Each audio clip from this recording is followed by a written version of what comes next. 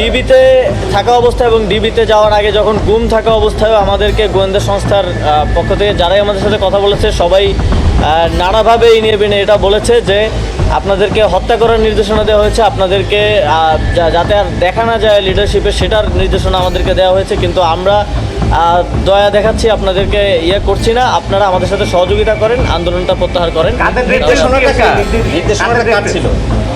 নির্দেশনা ছিল সরাসরি প্রধানমন্ত্রী, তৎকালীন প্রধানমন্ত্রী শেখ হাসিনার পক্ষ থেকে। আপনাকে যে 19 তারিখে উঠিয়ে নিয়ে গেল, নেওয়ার পরে কি আপনার উপর মানে চাপ প্রয়োগ করলো আন্দোলন প্রত্যাহারের জন্য?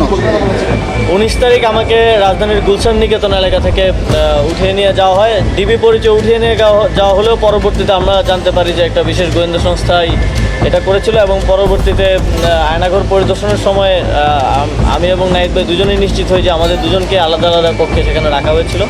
সেখানে আমাকে প্রথমত একটা ভিডিও বার্তা দেওয়ার জন্য চাপ প্রয়োগ করা হয় আন্দোলন প্রত্যাহার পূর্বক। সেটা দিতে সে সময় রাজি না হয় পরবর্তীতে আমাকে ইঞ্জেকশন পুশ করে অজ্ঞান করে রাখা হয়। পরবর্তীতে যখন গণস্বাস্থ্য নগর হাসপাতালে আমি ব্লাড টেস্ট করি তখন ডাক্তাররা নিশ্চিত করেন যে প্যাথেডিন পুশ করা হয়েছিল এবং সে সময়টা অজ্ঞান করে রাখা হয়েছিল। পরবর্তীতে 24 তারিখ আমাকে সেখান থেকে ছেড়ে দেওয়া হয়। আপনারা জানেন তারপরে ঘটনা আমি গণস্বাস্থ্য নগর হাসপাতালে চিকিৎসা নিতে ভর্তি হয়েছি।